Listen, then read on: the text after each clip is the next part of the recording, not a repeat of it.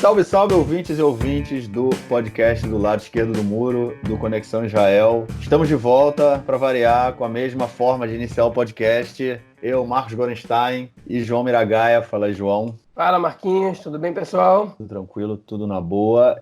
E vamos, então, falar das notícias aí que mexeram com o país nessa semana. Lembrando aí que a gente está se aproximando, né, das eleições. Faltam menos de 4 semanas, né? O coração bate forte. Não acho que muita coisa vai mudar, mas a gente vai comentar. Não hoje nesse episódio, a gente resolveu que não vai falar muito de eleição nesse episódio, já encheu o saco, até porque não tem muita coisa nova. Daqui para frente a gente combina. Vamos então, a gente passa agora para o primeiro bloco, onde a gente vai estar falando das repercussões e dos bastidores do acordo do século do Donald Trump.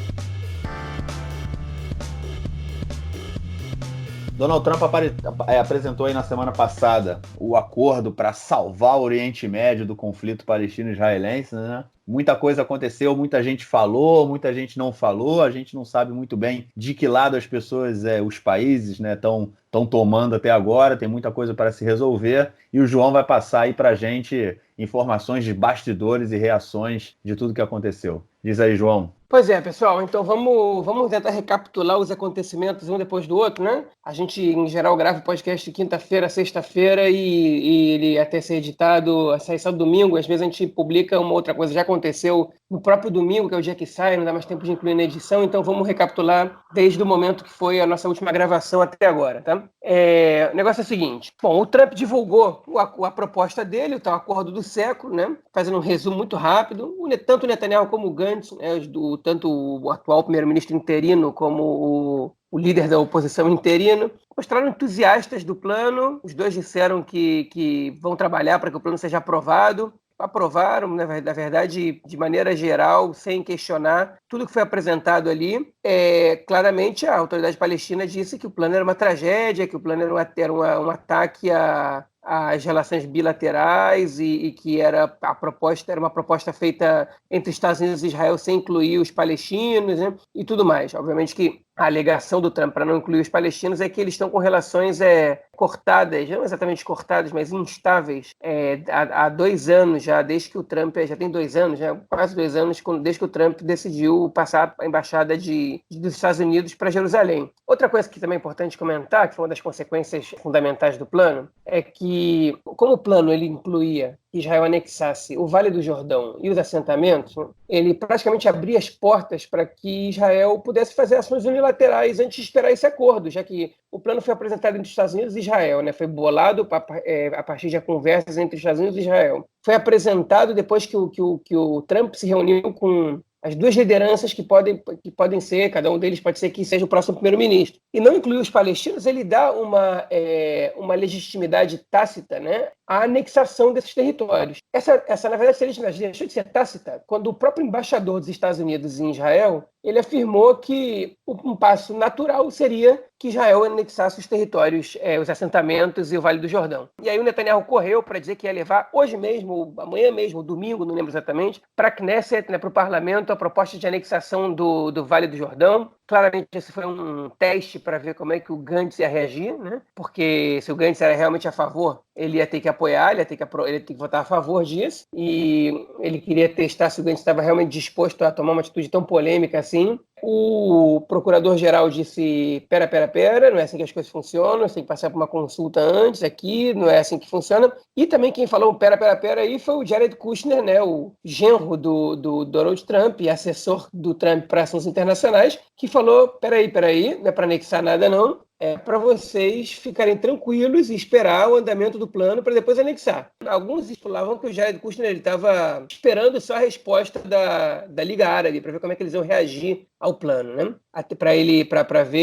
Para poder liberar Israel ou não para anexar. A verdade é que a Liga Árabe reagiu mal ao plano, né? Eles disseram que esse plano não é uma vergonha, que esse é um plano que é uma afronta aos direitos palestinos, a todas as propostas já feitas até agora, que ridiculariza toda a situação do conflito, que ignora as demandas palestinas, né? Nesse mesmo contexto, nessa reunião da Liga Árabe, o Mahmoud Abbas, o líder, o primeiro-ministro palestino, disse que, a partir daquele momento, as relações de Israel com os Estados Unidos, com Israel com os palestinos, com a autoridade palestina, estavam cortadas, que não ia mais ter nem cooperação de segurança, nem cooperação econômica, nem cooperação de coisa nenhuma. Eles já tinham feito essa declaração em 2015, e não aconteceu nada. Então, a gente não sabe se efetivamente vai acontecer alguma coisa agora. Mas o fato é que, mesmo depois que o Jared Trump já viu que a reação da Liga Árabe foi negativa, ele não voltou atrás. Ele não disse, ok, pode anexar. E o Netanyahu, ele não anexou, né? Ele desistiu de mandar isso em frente. Falou, não, vou fazer só depois das eleições. E aí entra um componente que é importante. Algumas fontes disseram para o jornal Haaretz, fonte do sistema de segurança israelense, imagino que da inteligência, que a anexação do Vale do Jordão ia colocar em risco os acordos de paz que Israel fez com a Jordânia. E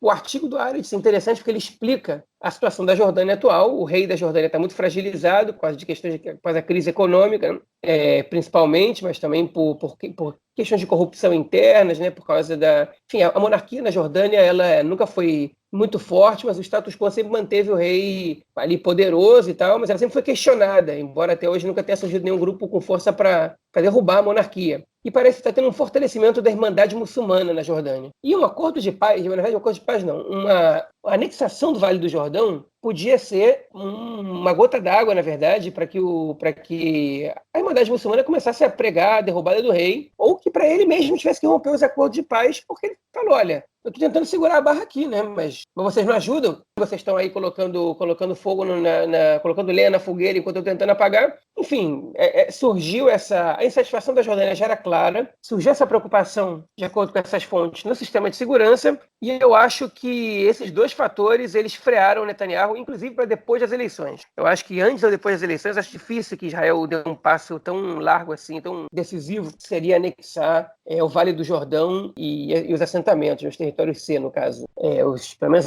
os assentamentos judaicos ficam nos territórios C. A gente teve outros dois personagens que reagiram à proposta do Trump, que também são relevantes, embora Israel não dê muitos ouvidos para um deles, pelo menos. A União Europeia é um deles, diz que a proposta é um absurdo, diz que apoia tentativas de diálogo bilaterais, não impostas pelos Estados Unidos, não produzidas pelos Estados Unidos, sem a participação de um dos lados, que isso não é solução nenhuma para conflito, que se enganam muito os Estados Unidos e Israel se pensam que empurrar a goela abaixo dos palestinos uma solução dessas vai fazer com que o ímpeto de um Estado palestino existir desapareça da sociedade palestina, e fizeram críticas severas aí. Israel reagiu dizendo que primeiro disse que eles tinham acabado de se reunir com o Irã e que eles estavam representando os interesses do Irã com esses comentários. Depois disse que, enfim, insinuou que são comentários antissemitas da União Europeia. Eu acho que Israel, política, na verdade, em relações exteriores, não tem se importado muito com as relações com a União Europeia. Mas um personagem novo, que raramente se posiciona nessa questão, e dessa vez está começando a abrir um pouco mais a boca, até pela expansão da influência que tem no Oriente Médio, foi o Putin, né? Presidente da Rússia. O Putin também condenou a proposta do Trump. Ele disse que essa proposta ela não é real. Essa proposta é uma proposta falaciosa, que é puro pretexto e que não é um programa no qual se pode se basear para nada, que ele não está levando em consideração outros lados da história. Não foi uma super declaração que o Putin deu, né? Foi divulgada pela Reuters, mas foi a presença dele opinando sobre a resolução do conflito entre Israel e os palestinos é uma novidade, né? O Putin vem se destacando como um personagem importante no Oriente Médio, com aliados são peças-chave aí, né? Por exemplo, o governo do Assad na Síria e o Irã, né? São aliados da Rússia em determinados aspectos. Na verdade, não tem nenhuma aliança natural, né, da Rússia, são alianças estratégicas em determinados pontos. Mas, enfim, a gente está vendo a participação desses personagens aí novos na história, né? E vamos ver como é que Israel vai lidar com essa participação, com essa opinião da Rússia. Essa é uma questão que a gente tem que prestar atenção com atenção.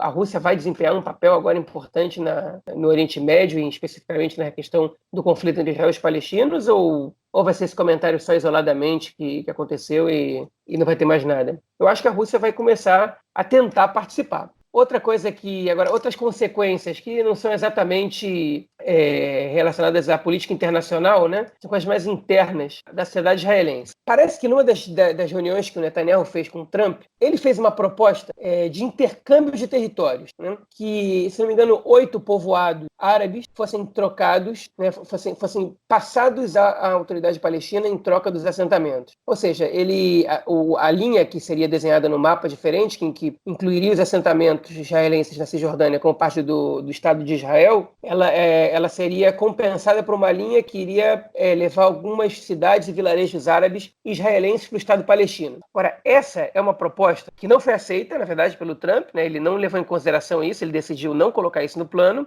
mas eles jogaram isso no ventilador, né? O Netanyahu e o Likud, eles não confirmaram nem negaram a informação que o Netanyahu tentou empurrar essa proposta, e essa é uma proposta muito problemática. A primeira pessoa que fez essa proposta nos últimos anos foi o Lieberman. A ideia do Lieberman nas eleições de 2015 era... Ele tinha um lema na campanha dele, que era Ariel para cá, e aí não me lembro qual é o nome da outra uma Al-Fahim para lá. O Al-Fahim é uma cidade árabe que está colada na Cisjordânia. Ele fala, vamos trazer Malha do para esse lado, e o Al-Fahim a gente empurra para lá. Ou seja, a gente transforma o Al-Fahim em cidade do futuro Estado palestino. Essa ideia, ela é uma ideia relativamente nova, ela é inspirada em algumas ideias antigas, falavam do transfer, né, que é a transferência de populações árabes para fora do Estado judeu, que é uma ideia que os grupos que simpatizavam com essa ideia eram grupos que eram próximos à ideologia fascista lá nos anos 30, que é que você não podia conviver duas populações, que você não podia fazer com que convivessem no mesmo território nacional duas populações hostis. E eles falavam naquela época em questões de raças, né, raças superiores, e depois virou civilização superior. Foi praticamente uma substituição, né, a questão racial se transformou na questão cultural, mas a superioridade que impede que os povos convivam em conjunto continua no cerne da questão. Mas, enfim, essa proposta que é o transfer renovado, né, ela é muito problemática por vários aspectos, e até por isso nem o Trump foi capaz de aceitar essa ideia do Netanyahu. Ela é muito problemática porque você retira a cidadania das pessoas de um país, sem você perguntar para elas se é o que elas querem.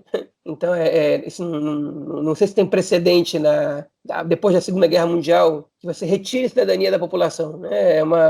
Você transforma eles em cidadão de outro país.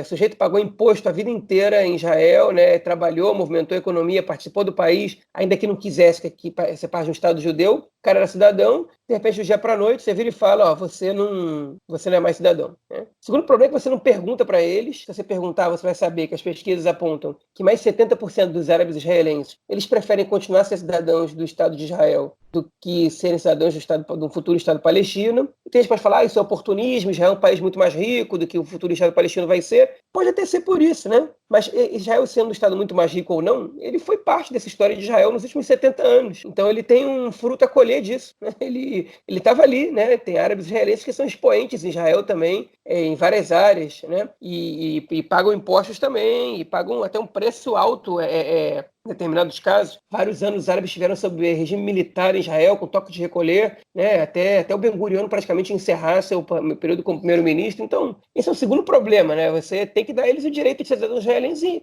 e legitimidade, ainda que eles se considerem uma minoria nacional, né? Assim funcionam as democracias. E o terceiro problema nisso, hein, é realmente o fato de você remover populações, né? Você tá etnicamente removendo populações. Isso não aconteceu muitas vezes depois da Segunda Guerra Mundial. Acho que o mundo democrático contemporâneo não lida bem com essa situação. E o Netanyahu pareceu não se importar quando ele propôs isso. Enfim, isso gerou um rebuliço pequeno nas comunidades árabes, mas o maior rebuliço que aconteceu depois disso, né, foi agora dia 2, 3 dias para cá. A gente está gravando na sexta-feira, dia 7 de fevereiro de manhã, de uma hora do almoço em Israel, e o rebuliço que aconteceu a partir de quarta-feira foi a maior consequência civil, né, em Israel. Porque ninguém vai declarar nenhuma anexação, né? Ninguém vai, pelo jeito até então, esse projeto não vai em frente enquanto Israel não tiver governo, mas o que ele influenciou na população árabe israelense, na população árabe palestina, no mínimo preocupante, porque houve ontem ataques a soldados e policiais israelenses, né? Que a gente vai comentar no próximo bloco, e também uma movimentação política dentro das cidades árabes israelenses, que alguns analistas estão até chamando de uma oportunidade, que essa proposta do Trump é uma grande oportunidade para a população árabe israelense reinterpretar suas demandas, né? Às vésperas de uma eleição que pode fazer com que os árabes passem dos 60% que votaram nas últimas eleições para 80% de percentual de votação depois de uma proposta dessa, e possam desequilibrar a balança nessas eleições, né? A gente está vendo que, ainda que esse programa do Trump ele tenha muitos problemas, ele foi capaz de suscitar o debate sobre a resolução do conflito, que era um assunto que estava adormecido na sociedade israelense há muitos anos, há 3, 4 anos não se falava sobre isso praticamente, e ele também o Trump conseguiu com essa proposta reaproximar o Fatah, né, que é quem coordena a autoridade palestina, do Hamas, que é quem comanda a faixa de Gaza. Eles se falaram depois de vários meses sem contato, o Abbas com o Haniyeh, o líder do braço político do Hamas, e eles podem estar, sim, agora se preparando para começar a atuar em conjunto, né? A gente tem que esperar cenas nos próximos capítulos. Mas, enfim, vamos passar para o próximo bloco. Você quer fazer algum comentário, Marquinhos? Eu só queria fazer assim, que você falou dessa questão da sociedade civil, da sociedade israelense. Na semana passada houve uma manifestação em Tel Aviv de movimentos sociais árabes, movimentos sociais judeus e movimentos sociais árabes judeus, né? Tem um movimento social bem grande surgindo aqui, surgindo não, já está presente em Israel há alguns anos, chamado Omdim Be'achad, tipo atuamos juntos, né? Eu sempre procuro uma tradução boa para esse Omdim Be'achad, como se fosse, em inglês Standing Together, tipo unidos, né? Andando juntos, caminhando juntos, que é um movimento social árabe judaico que vem crescendo muito. Eles atuam em todas as áreas possíveis, né? Tanto na questão do conflito, quanto em questões sociais, de trabalhadores, de educação, de saúde, enfim, é um movimento bem amplo e bem interessante. E junto com partidos de esquerda, com o Meretz, né? com o partido Avodá também teve presente, e os partidos de eleitores árabes, né? Do eleitorado árabe, eles organizaram uma manifestação em Tel Aviv na semana passada, no sábado passado, que contou com milhares de pessoas e foi bem interessante contra o plano, né? E também com o movimento Shalom Marchav, né, o movimento Paz Agora, e vários slogans utilizando, falando contra a transferência, né, disso que o João acabou de comentar, falando que o plano era a legalização do apartheid israelense. Eu achei que a repercussão seria muito maior na sociedade israelense, na política israelense. Eu ouvi muito pouco falando sobre o plano essa semana na televisão. Achei que pudesse ter tido coisa maior, até porque, como o João falou lá no início, o Netanyahu falou que já no domingo ia apresentar o plano de anexação, e o Kushner falou, não, calma aí, segura seus cavalos, e ele não apresentou nada, ou seja, tudo deu uma esfriada.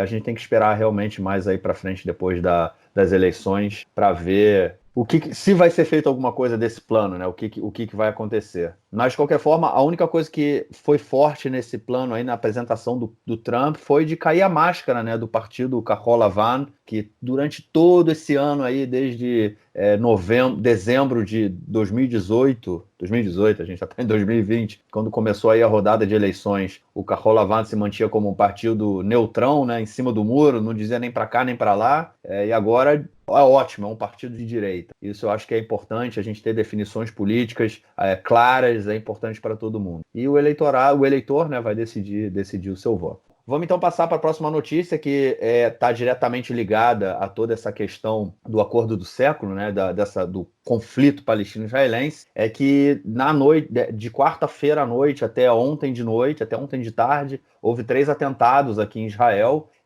2 deles, na verdade, né, um não foi em Israel, 2 deles foram em Jerusalém, e um deles foi num assentamento na Cisjordânia. O primeiro aconteceu na noite de quarta-feira, onde um cidadão árabe ele atropelou 12 pessoas, 12 soldados, né, em Jerusalém. Um deles foi ferido, foi ferido gravemente, está internado até agora. O terrorista, né, vamos dizer, ele foi essa questão. Eu falei vamos dizer porque tem uma questão política muito grande sobre se é um atentado terrorista ou não.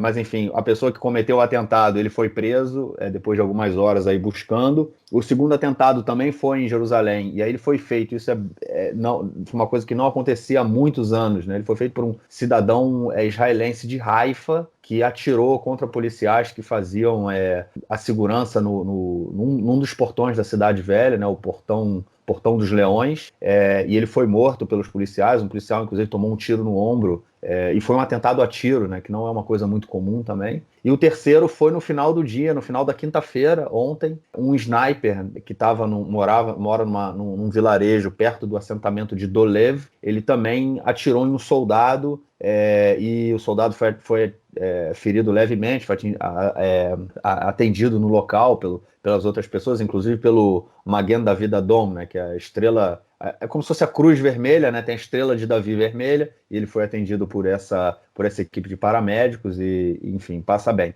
E logo depois houve um pronunciamento aí do Bibi Netanyahu, inclusive ele fez o pronunciamento, e aí foi uma questão estratégica, né, bem interessante, que ele fez o pronunciamento no meio de uma estrada que liga Jerusalém aos territórios ocupados. É uma estrada que foi reformada recentemente, é chamada Kvish Minarot, é a estrada dos túneis. É uma estrada que ela vem desde o sul de Jerusalém até o sul vai descendo os territórios e liga ao bloco de assentamentos de Gush Etzion, e ele do lado do principal checkpoint, né, que quando você sai, na verdade você já está fora da linha verde, mas aí tem um checkpoint. Ele parou ali, fez o pronunciamento falando diretamente ao Abu Mazen, né, o presidente da Autoridade Palestina, falando que isso, né, esses atentados não vão ajudá-lo, né, nem as facadas, nem os atropelamentos, nem os ataques com snipers, né, nem a citação da sociedade palestina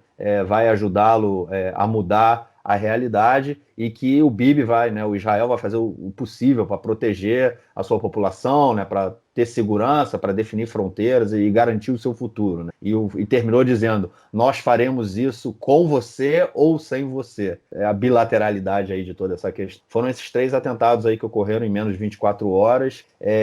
Houve ataques de mísseis do Hamas saindo de Gaza, né, nas cidades e vilarejos na fronteira com Israel, na região, e também outro tipo de ataque que tem acontecido muito nos últimos anos, na verdade mais de um ano já, que são ataques com balões incendiários, né? Ou pipas incendiárias. Agora, no momento, é mais difícil pipa, porque a gente está no inverno. Mas o que acontece é que os balões de hélio, né, que sobem, e eles vêm com um tipo de bomba ou coquetel molotov, e aí quando o vento empurra para dentro do território israelense, quando ele cai, ele incendeia os campos ali na região da faixa de Gaza.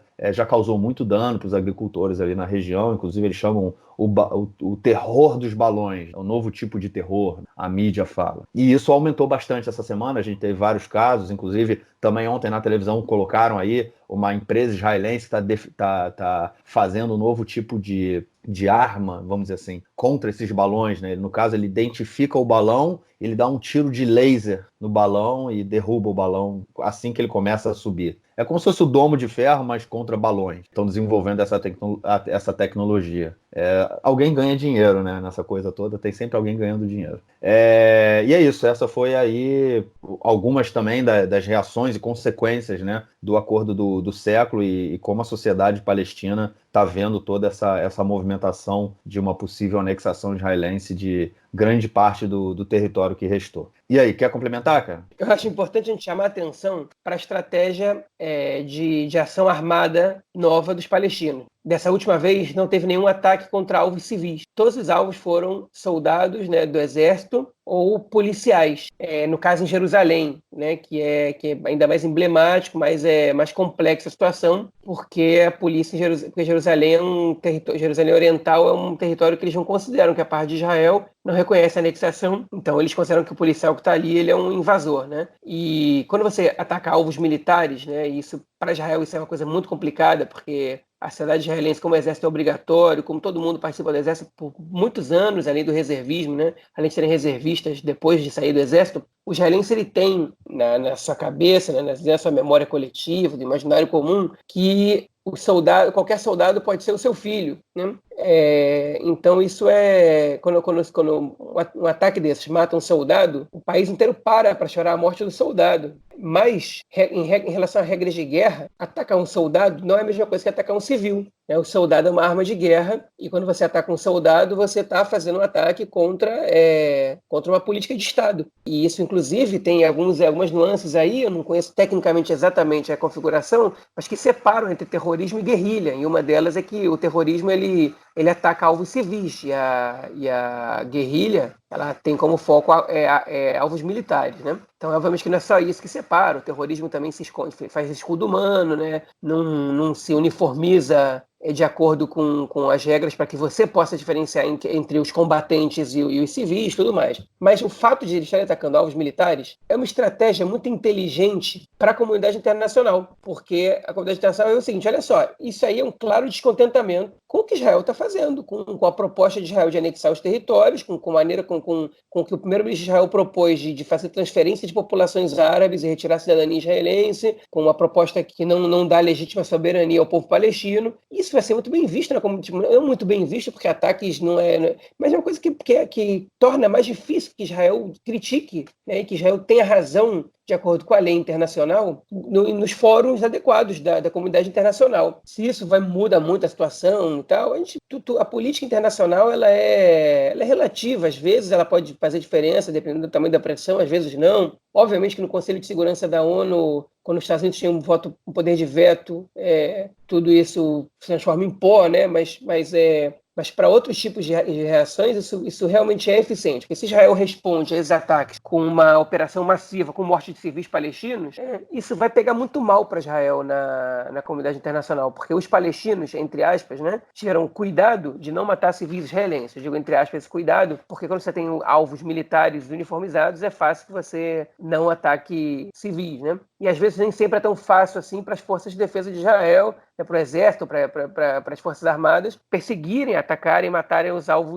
militares, principalmente do Hamas e da Jihad Islâmica. Então, coloca Israel numa sinuca de bico, é uma estratégia muito inteligente, nesse momento agora, não é um grande levante, uma escalada, a gente nunca sabe como termina, né? Pode começar com isso e ficar 2, 3 semanas nessa brincadeira, pode acabar com isso agora, e pode virar uma terceira intifada, embora eu não sou nenhum profeta do apocalipse, e não estou vendo sinais de terceira intifada no momento. Mas, enfim, a gente tem que chamar atenção, tem que olhar bem atento também. Falei que a segunda coisa que eu estou recomendando atenção. A primeira foi a intervenção do Putin na questão entre Israel e os palestinos, e a segunda é entre essa ação armada palestina com alvos especificamente militares. O Marcos falou também dos balões, obviamente que essa não é a única estratégia palestina, também caíram foguetes nesses dias, né, na região do Otefasa, do cinturão de Gaza, né, os kibbutzim e vilarejos e cidades que estão próximas à faixa de Gaza, que vivem já há vários anos com essa rotina de foguetes caindo a cada tanto tempo, e essa não foi a única reação, mas não foi uma chuva de foguetes, né, do Hamas que caiu em Israel. E o que aconteceu paralelamente a isso, aparentemente sem reação, foi que Israel atacou alvos na Síria, com mais de 20 mortos, de acordo com fontes sírias, inclusive alguns iranianos, né? A gente ainda não tem informação para falar muito sobre isso. Isso tem acontecido com alguma frequência ultimamente. Israel não matou ninguém nenhum general dessa vez, porque já aconteceu antes, muito menos alguém do naipe do Soleimani, mas tudo isso é tensão, né? E a gente também espera ser nos próximos capítulos, também em relação a esse caso. É isso. Vamos então passar para o nosso próximo bloco, onde a gente vai estar comentando aí notícias da política externa israelense.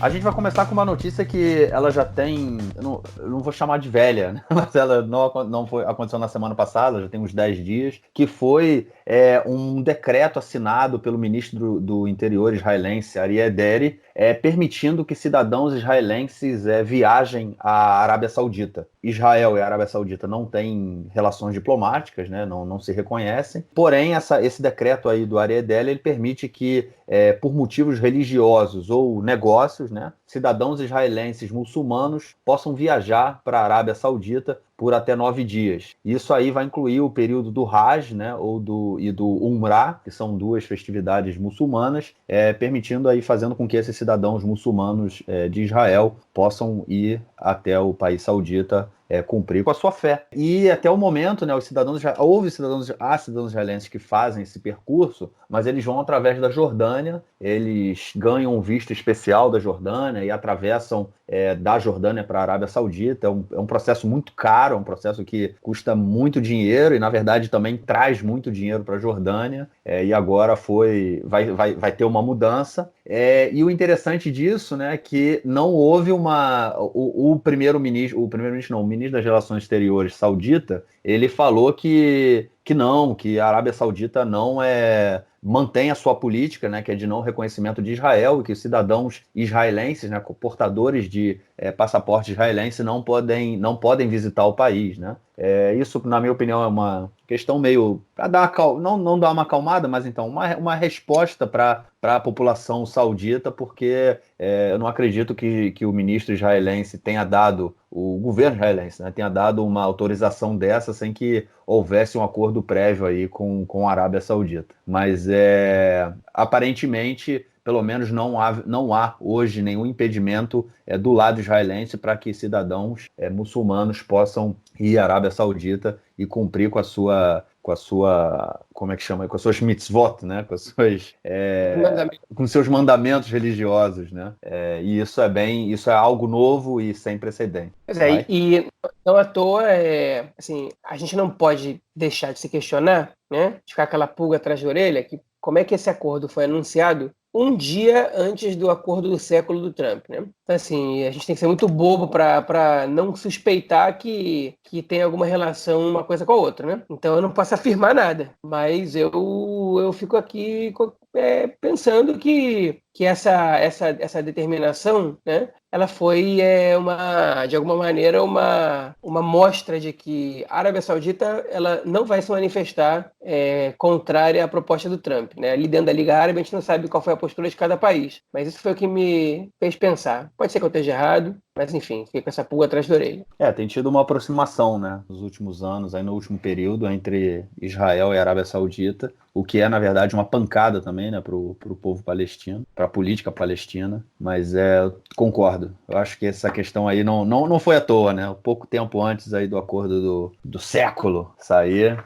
essa medida israelense. E uma outra notícia que essa semana estourou aqui em Israel, e é realmente também envolvendo um outro país muçulmano, é a aproximação entre Israel e o Sudão, né, que também não tem laços diplomáticos. O Sudão é um país de maioria muçulmana, né, também é membro da Liga Árabe, e já declarou guerra a Israel em duas ocasiões, né, em 48 e em 67. E ao longo desses anos também Israel bombardeou alguns alvos, né, no Sudão, depois de obter informações de inteligência que havia depósitos, né, de armamentos do Hamas que eram enviados do Irã e paravam no Sudão para depois vir para cá. Israel bombardeou o Sudão em algumas ocasiões, e esse processo todo aí que de aproximação já vem acontecendo há alguns anos, já houve tentativas em outros momentos, principalmente durante o governo Netanyahu, mas também não é um processo muito simples, né, principalmente em função da realidade sudanesa, que passou aí por anos de guerra civil e vive uma instabilidade muito grande, tanto civil quanto militar, né, muito longe aí de ser um país democrático, né, vamos dizer assim, nos moldes liberais aí ocidentais. Só que, só para dar uma panorama geral, né, da política no Sudão, há quase um ano, em abril do ano passado, tinha um ditador, né, sanguinário, né, chamado Omar al-Bashir, e ele foi deposto. Uma junta civil-militar foi formada, né, para organizar a transição. E essa semana, né, com a ajuda do ditador da Uganda, Yoweri Museveni, tudo gente boa, ditador daqui, ditador dali, ele organizou, né, uma reunião com Netanyahu, com o líder, né, da junta militar da Uganda, né, o Abdul Fattah al-Burhan, para discutir a relação entre Israel e o Sudão. E agora, tanto o Omar al-Bashir, né, quanto o Abdul Fattah al-Burhan, que era o ditador deposto, né, do Sudão, quanto o atual chefe da junta militar, eles foram os fundadores de uma milícia chamada Janjaweed, que foi responsável aí pelo massacre de civis em Darfur e pela criação aí de mais de 2,5 milhões de refugiados, que inclusive parte deles veio aqui para Israel. E o Netanyahu também, o interessante é que ele não encontrou com o primeiro-ministro sudanês, né, que se chama Abdallah Hamdok. Ele encontrou com o chefe da junta militar, né, que é um miliciano, e fortalece, de uma certa forma, a junta militar, né, ao invés de fortalecer o primeiro-ministro sudanês, que nem estava no país. E houve também reações americanas, né, o Mike Pompeo disse que essa aproximação é muito importante, que inclusive convidou agora esse chefe da junta militar sudanesa para os Estados Unidos, e ele vê isso com bons olhos, né, o sudanês, né, achando que nesse momento, se aproximando de Israel e indo aos Estados Unidos, né, pode fazer com que o Sudão saia da lista de países terroristas que foi feita pelos Estados Unidos, né? Em termos internos daqui em Israel, né, a gente tem algumas questões bem interessantes, que, primeiro, isso facilita viagens comerciais para a América Latina, porque Israel passa a ter liberdade de espaço aéreo contínua pela África, sem precisar dar muita volta, ou seja, é combustível, é tempo, é bem interessante isso em termos econômicos, um dos elementos, né, somente. Isso também tem uma influência muito grande nesses refugiados sudaneses que estão aqui em Israel. Há milhares de sudaneses, inclusive o Netanyahu já disse que a chegada desses africanos, né, desses africanos aqui em Israel é mais perigoso do que o terrorismo.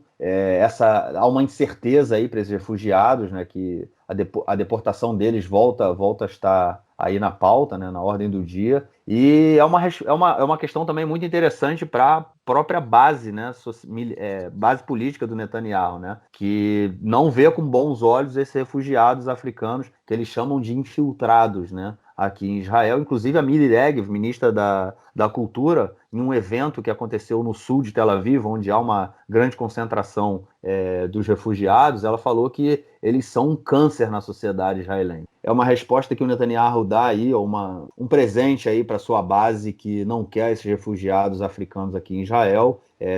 Vai tentar, se essa aproximação for feita, acredito que volte realmente à ordem do dia a expulsão dessa população aqui de Israel. É uma aproximação com mais um país sunita aí, né, na disputa toda com o Irã. O que você tem a acrescentar aí, João? Nada a acrescentar, tudo perfeito. Falou disso tudo aí. Beleza. Então vamos para o nosso próximo bloco, onde a gente vai estar falando do pedido de desculpa do Museu do Holocausto em função de um vídeo que foi passado no Fórum Mundial do Holocausto.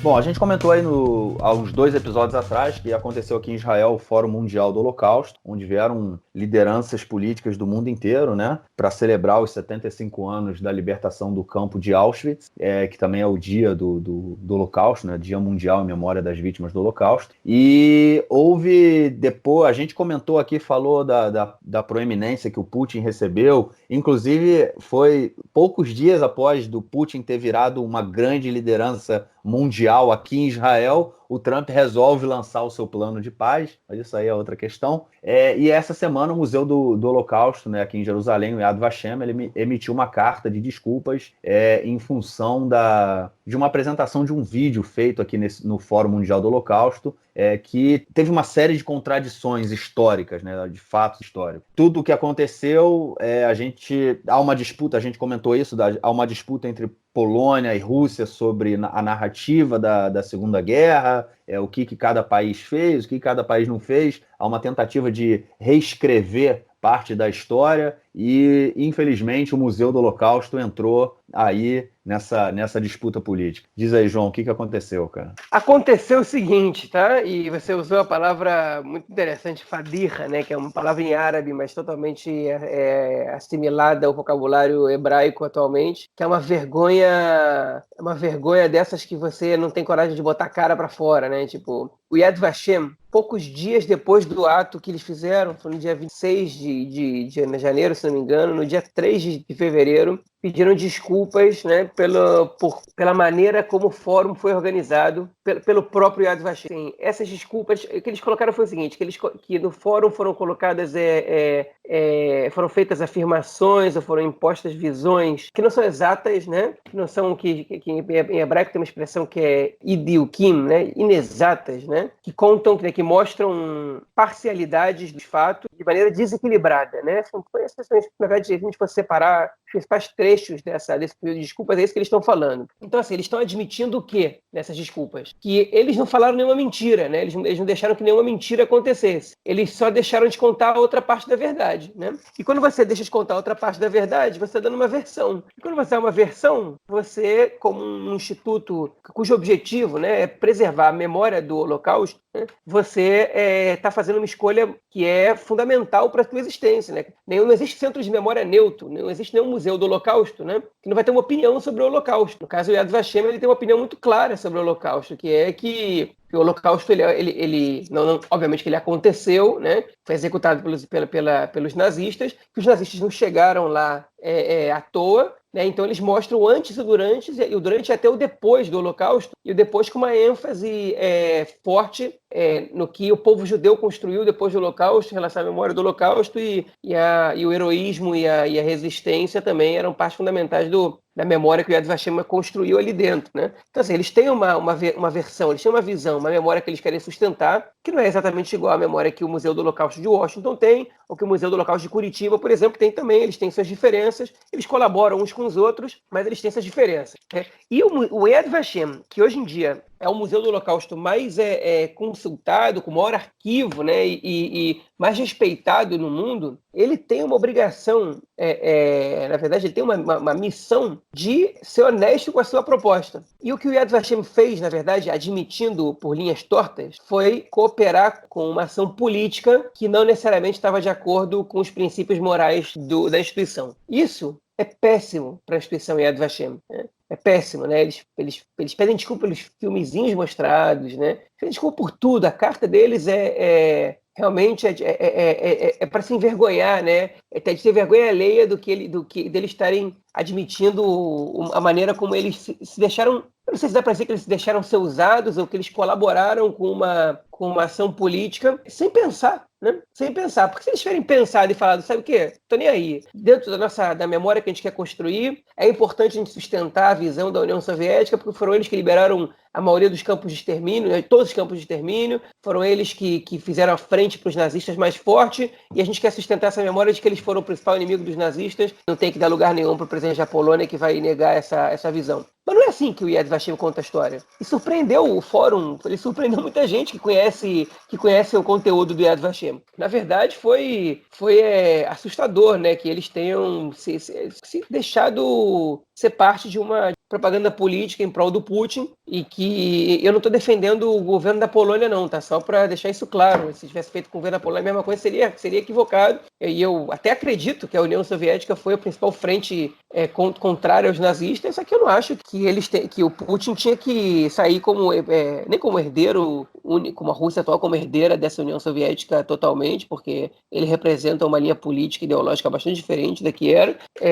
Nem também acho que a União Soviética foi 100% inimiga dos nazistas o tempo inteiro. Na verdade, a União Soviética ela teve ações ali que são condenáveis, né? O Pacto de Ribbentrop-Molotov, que contribuíram para o começo da guerra. Eles possibilitaram os alemães conquistar a Polônia, não só possibilitaram, como se aproveitaram do avanço nazista sobre a Polônia e conquistaram a outra parte da Polônia e outra parte de outros territórios que estavam entre o seu país e a Alemanha nazista. Então, isso todo mundo sabe disso, né? Isso não é segredo para ninguém. Isso não apaga o heroísmo dos soldados soviéticos na guerra, né? Nem faz com que o Stalin e o Hitler sejam a mesma pessoa, estão longe disso, né? Que eles estejam representando a mesma corrente ideológica, estão longe disso. A gente sabe disso, quem sabe um pouco de história sabe que os dois eles são personalidades, cometeram crimes contra a humanidade, mas eles não representam o mesmo lado da moeda e eles têm diferenças bastante claras, né? Então a gente tem que sempre separar isso. E a importância do Yad Vashem, né? Como lugar que preserva essa memória de maneira honesta, né? Eu não digo imparcial, porque não existe imparcialidade, nem é o objetivo dele ser imparcial, mas de maneira honesta. Essa importância também é para poder fazer essas diferenciações, né? Quando o Yad Vashem vai e desautoriza alguém como o Bolsonaro, que diz que o nazismo é de esquerda, a gente precisa do Yad Vashem coerente com a sua visão sobre a Shoah, para que, quando eles desautorizem um comentário estúpido desse, porque o comentário foi totalmente estúpido, que a gente possa dizer, olha só, o Yad Vashem, a maior referência que a gente tem sobre Shoah, está colocando isso, né? Então não é possível que vocês aí que estão sustentando isso, continuem sustentando isso de olhos fechados, né? E, lamentavelmente, quando o Yad Vashem comete um erro desse, a gente ele perde credibilidade, né?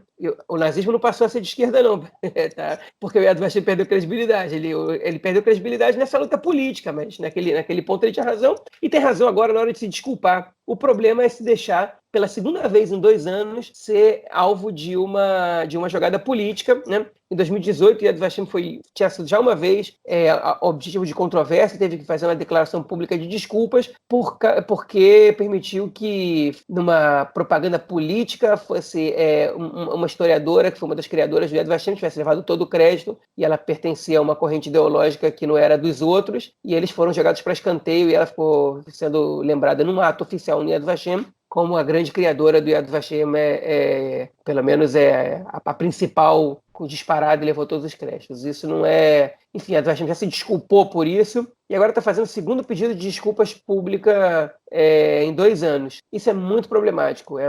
Para o Yad Vashem e para o Estado de Israel em si. Porque essa é uma instituição pública, né, que o governo, independente, né, ela não obedece, pelo menos a gente acreditava que não obedecia, diretrizes do governo, mas é uma instituição pública que o governo de Israel exige que talvez seja correto dizer que o Estado de Israel exige que qualquer líder, qualquer chefe de governo e chefe de Estado de outro país que visite Israel tenha o Yad Vashem como seu primeiro destino, primeiro ou segundo destino, se não me engano é o primeiro destino, uma cerimônia lá naquela salinha das velas, okay? Então assim, é parte do que Israel quer mostrar para o mundo, e Israel tem que entender bem o que quer mostrar para o mundo quando a gente fala de Holocausto, quando a gente fala de Shoah, porque quando a gente assume essa função tão importante de lembrar a memória, de sustentar a memória do Holocausto, a gente está pensando o que a gente quer transmitir com isso, que nunca mais aconteça de novo, né? Que o Holocausto foi feito por seres humanos, não foi nenhum alienígena que desceu da nave espacial que começou a assassinar judeus em câmaras de gás, né? Que foram seres humanos num processo político que transformou a Alemanha, que era um país democrático, numa ditadura genocida, né? Tudo isso o Yad Vashem tem a função de mostrar, é o legado que a gente tem que levar do Holocausto, e eles claramente têm essa função, mas eles derraparam de novo, e isso é complicado para a imagem do país, para a imagem de Israel, né?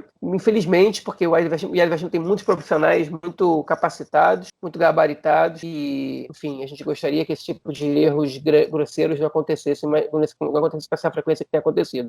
Eu só quero acreditar que foi realmente um erro, que o Yad Vashem foi levado ao erro, foi induzido ao erro, e não tenha sido realmente uma posição política, porque eu acho que você fez um comentário aí sensacional.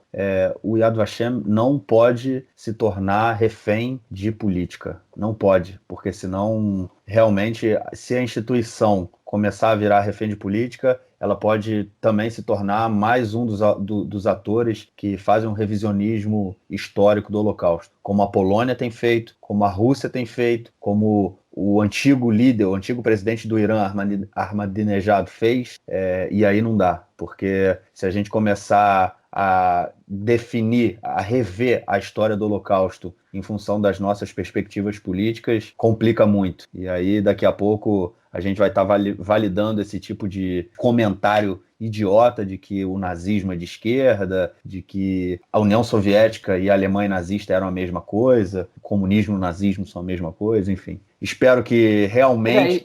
Eu quero acreditar que ele foi induzido ao erro, que não foi nada premeditado. E essa função, na verdade, essa indução ao erro, ela já foi tentada pelo Netanyahu há uns anos. Eu escrevi um artigo sobre isso no Conexão Israel, que foi quando ele disse que a solução final foi proposta pelo Mufti de Jerusalém. E ele foi automaticamente desautorizado pelo Yad Vashem, que cumpriu com sua função ali, que é a função do Yad Vashem, é dizer, o que você falou não é verdade, você não pode, como primeiro-ministro do Estado de Israel, soltar uma informação dessas que não é verdadeira. E foi sensacional a postura do Yad Vashem naquele momento, e foi sensacional também porque eles tinham legitimidade para fazer isso. Eles não aceitaram naquele momento ficar em silêncio e deixar o primeiro-ministro falar o que ele quis. E agora, enfim, eles se manifestaram, ainda que de maneira tardia, mas o ato já estava construído, né? Então, esse que é o problema. Mas, enfim, bola para frente agora. Esperamos que você tenha razão, que eles tenham sido usados sem perceber e que eles sejam menos ingênuos, então, se for esse o caso, das próximas vezes. É isso. E para quem quiser, a gente vai disponibilizar também o vídeo, um dos vídeos do evento que foi altamente criticado. Então vamos lá para o nosso próximo bloco, onde a gente vai ouvir o comentário de Nelson Burd falando do esporte.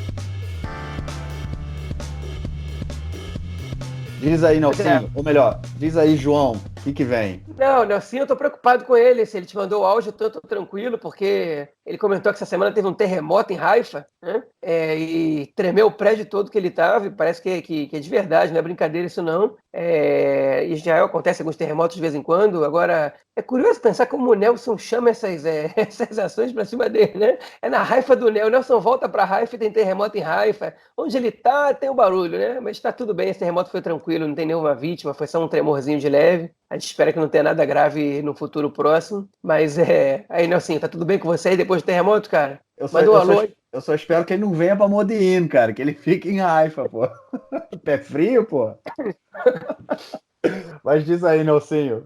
Meu caro Gorenstein, amigos do Conexão Israel, do lado esquerdo do muro, mandar um abraço também pro João, que costuma ir lá ao Cervantes, em Copacabana, comer a fatia de abacaxi. Ele pede o sanduíche com abacaxi, come a fatia de abacaxi, corta o sanduíche em pedaços e distribui para a mulher e para os filhos, divide com a família. É isso aí. Liga Israelense de Basquete Masculino, a principal liga do país. Os dois principais times do país, o Maccabi Tel Aviv e o Hapoel Jerusalém, lideram a competição. Lembrando que o Maccabi Tel Aviv joga a Liga Europa, a principal competição do basquete, e o Hapoel Jerusalém joga também a Liga Europa, que seria equivalente à Sul-Americana no futebol. A Copa dos Campeões é onde joga o Maccabi Tel Aviv, independente de ser campeão ou não, e o Hapoel Jerusalém joga uma liga um pouco menor, liga essa que o Hapoel Jerusalém já foi campeão em 2004, e o Maccabi Tel Aviv já ganhou 6 vezes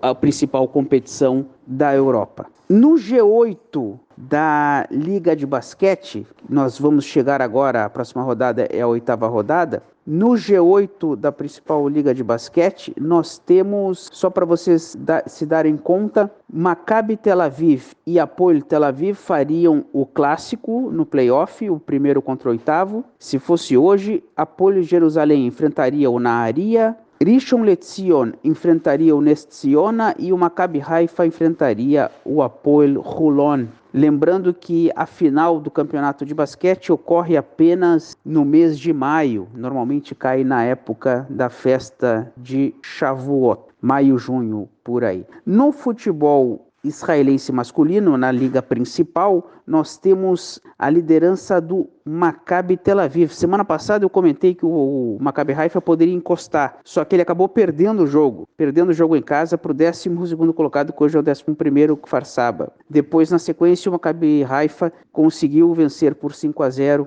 a equipe do Hapoel Tel Aviv. Então o G6 hoje tem Maccabi Haifa com 54, Maccabi Tel Aviv, com 54, Maccabi Haifa com 49, Beitar Jerusalém com 40, Hapoel Beersheva 35, Hapoel Hedera 31 e Hapoel Haifa 31. Na zona de rebaixamento, o Ra'anana com 16 e o Ness Tziona com 15. Por enquanto, é isso aí que nós temos do futebol e do basquete israelense. Semana que vem nós voltamos com mais informações do esporte em geral em Israel.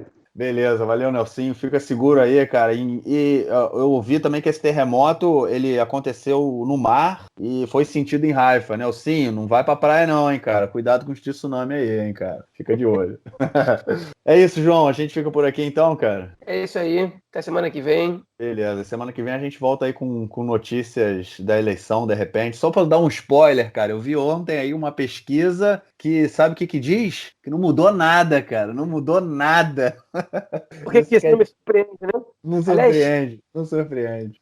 espera, já tem que despedir. Eu até esqueci. Saiu um negócio muito legal do Instituto Israelense de Democracia, que eles perguntam para as pessoas, em geral quem faz essa pesquisa é um cara chamado Camille Fuchs, né? Mas quem fez agora foi o Instituto Israelense de Democracia, que eles perguntam para as pessoas qual é a sua motivação principal para votar. E é muito interessante a resposta. Então eu vou dar rapidinho. Essa aqui, na semana que vem, a gente pode discutir as outras perguntas que eles fizeram. Não foram muitas as que eles divulgaram até agora, mas vamos só fazer uma delas. Assim. Olha só, vocês aí que estão em casa escutando a gente, as milhões de pessoas que estão em casa aí escutando a gente, eu quero fazer uma pergunta para você agora. Se você se coloca na pele de um cidadão israelense, se você fosse votar nas eleições israelenses, qual ia ser a sua primeira motivação? Qual é, por exemplo, você vai votar, você pensa assim, olha, a coisa para mim mais importante na hora que eu votar é 2 pontos. Né? Qual seria a sua? Pensa aí 10 segundos, hein? Porque eu vou divulgar essa última agora do Instituto Israelense de Democracia. Pensou? Pois é, pessoal. Em Israel, tá? Para essas eleições agora de março, 32% da população diz que o assunto que mais influencia no seu voto são as investigações contra o Netanyahu. 21% achou que era conflito, achou que era segurança. Não. É o alto custo de vida e da moradia. 18% comentam que é a situação da segurança, barra conflito. 11% dizem que é a relação entre religião e Estado. 11% só. E 7% dizem que é a relação entre judeus e árabes. Eu imagino que esses 11% de religião e Estado sejam quase todos os votos dos ultra-ortodoxos e os 7% de relação entre judeus e árabes sejam votos da população árabe. Pode ser que eu esteja equivocado. E 11% não sabem e não responderam. Então, se você pensa que o Netanyahu ganha as eleições só porque ele é o senhor segurança, não é por isso, não. Pelo menos não é isso que as pessoas dizem. Né? As pessoas votam nele por outras razões. Embora a gente tenha sempre que dizer, o Likud tem hoje 32 cadeiras, que são mais ou menos 25%, 26% dos votos. O Netanyahu não ganha, ele consegue formar a coalizão. Ele consegue fazer uma junção desses interesses aí na mesma coalizão. Enfim, na semana que vem a gente comenta um pouquinho mais isso e um pouco o resto das perguntas que eles fizeram. Beleza.